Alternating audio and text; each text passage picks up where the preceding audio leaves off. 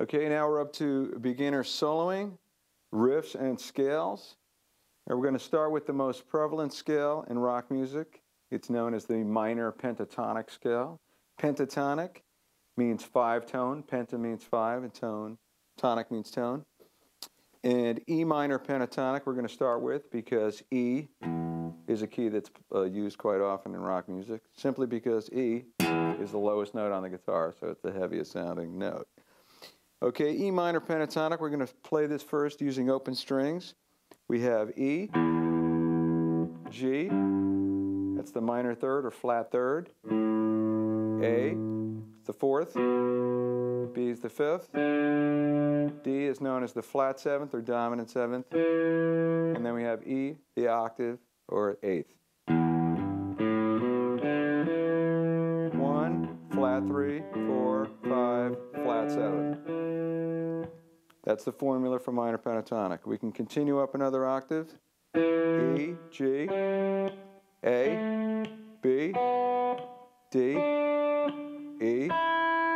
You can play G on top if you like. So here's the whole scale in 2 octaves across all the strings.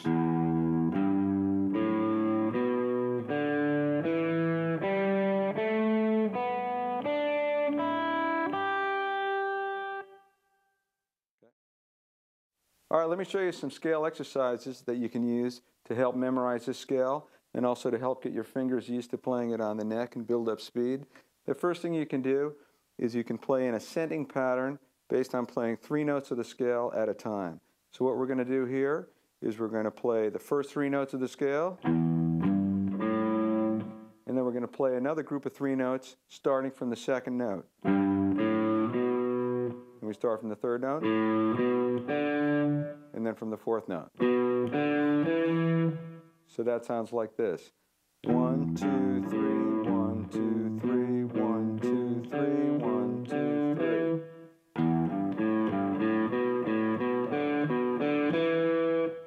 If you play that across the whole scale ascending, it would sound like this.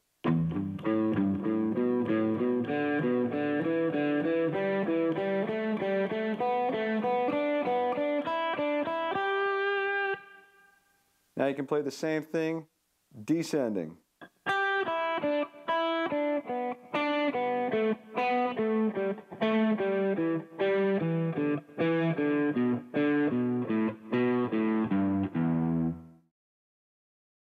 All right, now I'd like to introduce some articulation techniques that are used very commonly, and these are known as hammer-ons and pull-offs. A hammer-on is executed exactly the way it sounds. You strike a note, and then the left-hand finger hammers onto the string without the string being picked again with the right hand. So if you were to play an open low E string, you could hammer on by bringing the middle finger down on the 3rd fret of the 6th string to sound the next note in the E minor pentatonic scale, the G. That's a hammer-on. So anytime you pick a note and then bring a fretting finger down to sound the next note, that's a hammer-on. So let's play the scale ascending using hammer-ons.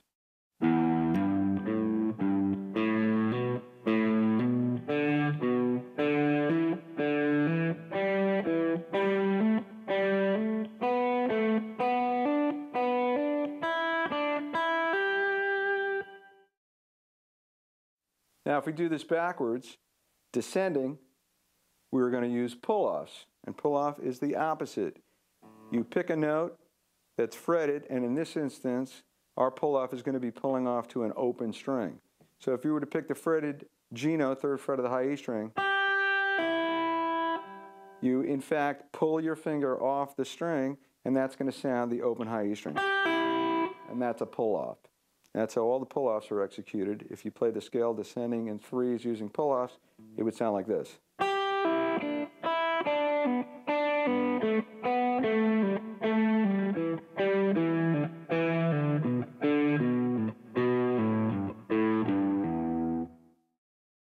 You can do the same thing doing groups of 4, which you should do as a method of exercise for learning the scale and getting your chops together.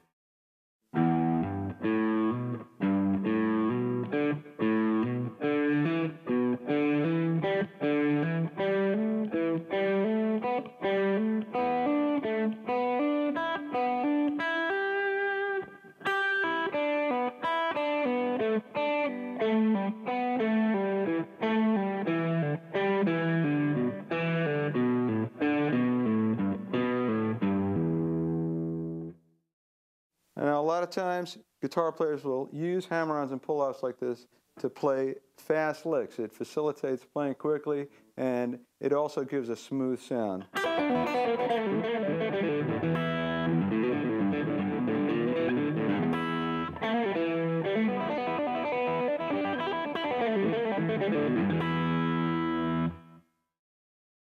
All right, now let's move this minor pentatonic scale up to a closed position, which means that all the notes are going to be fretted. So we're not going to use open strings at all.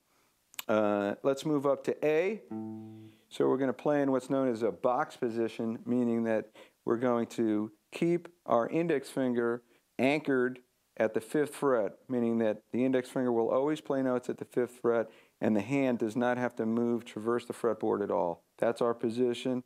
That's why it's called a box position. You stay within that 4-fret box. Okay?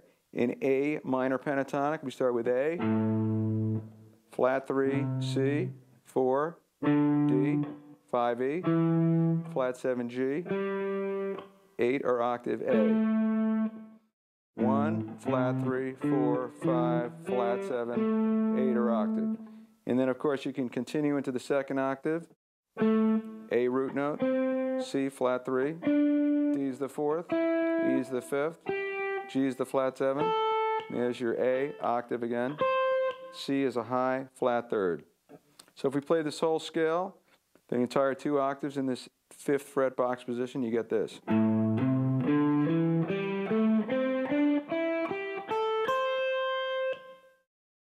And a good way to practice this scale in this position is to do the exact same thing that we did in the other position. You play ascending and descending, groups of 3s and groups of 4s, and you can pick each note as we did the first time, and you can also incorporate hammer-ons and pull-offs. So if you were to pick each note, playing 3s ascending first, it would sound like this.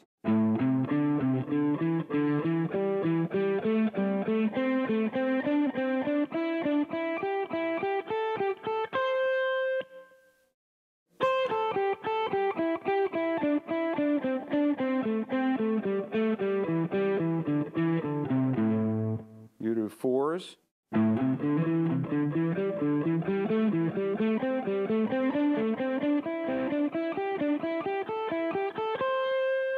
And descending.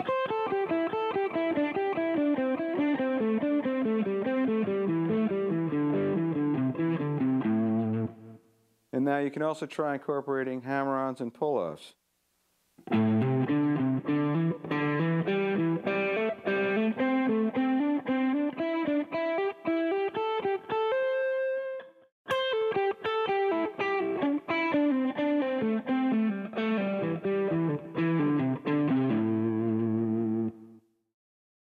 String bending is a very common technique in rock guitar soloing.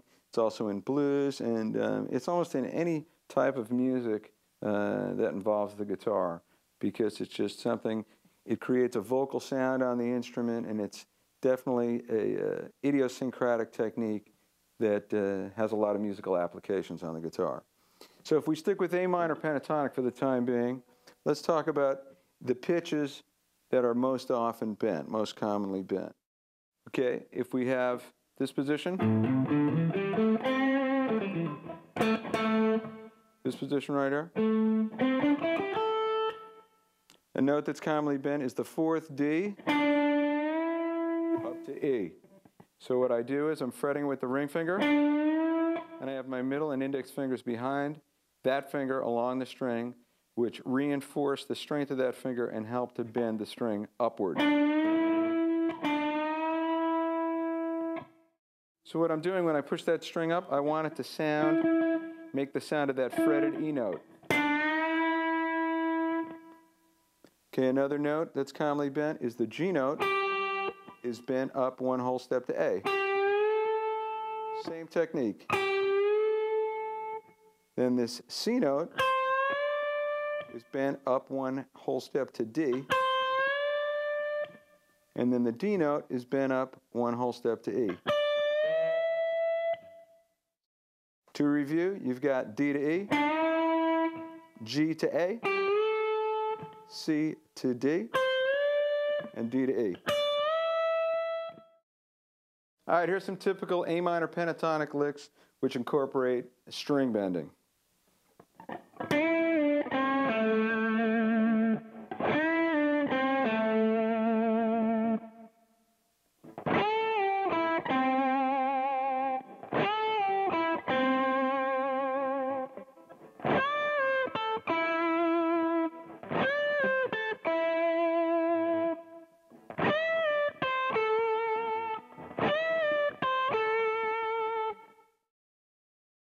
Now here's all those bends together in one lick.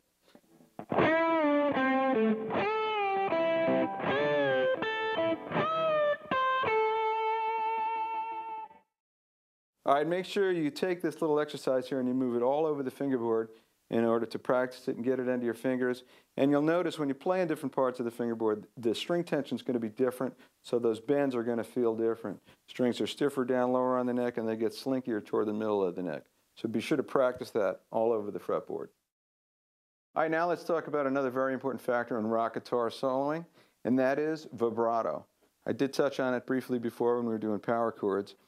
Vibrato is where a string, a fretted note, is shaken so that it has a quavering sound, and it's your intention should be to really emulate the sound of the human voice in a way. The best vibratos always sound that way, and all the greatest rock guitar players had great vibratos.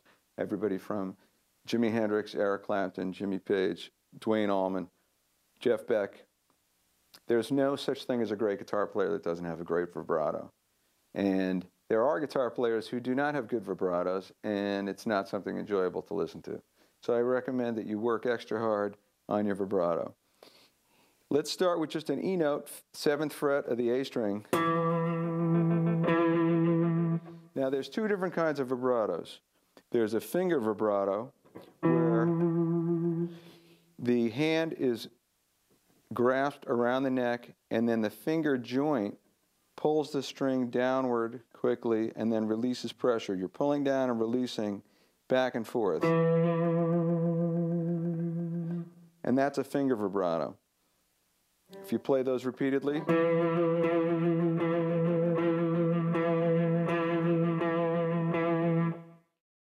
now there's another kind of vibrato. This is wrist vibrato. What happens with a wrist vibrato is the wrist is held stiff, the finger joint doesn't move, but the guitar body moves, and the weight of the guitar physically is held by that point at which it's fretted. And that sounds like this.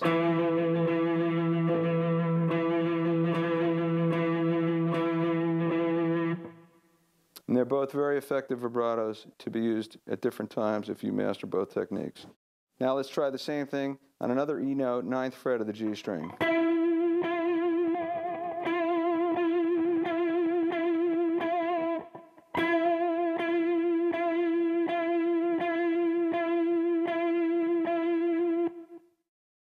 Now a good way to practice your vibrato is to take a scale like the A minor pentatonic scale and vibrato each note as you play it.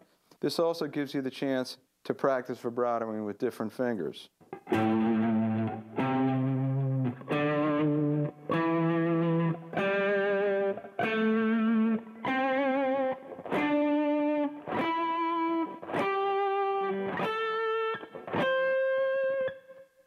Now one thing you'll notice is on the 6th through 2nd strings, I can pull the string down to execute my vibrato.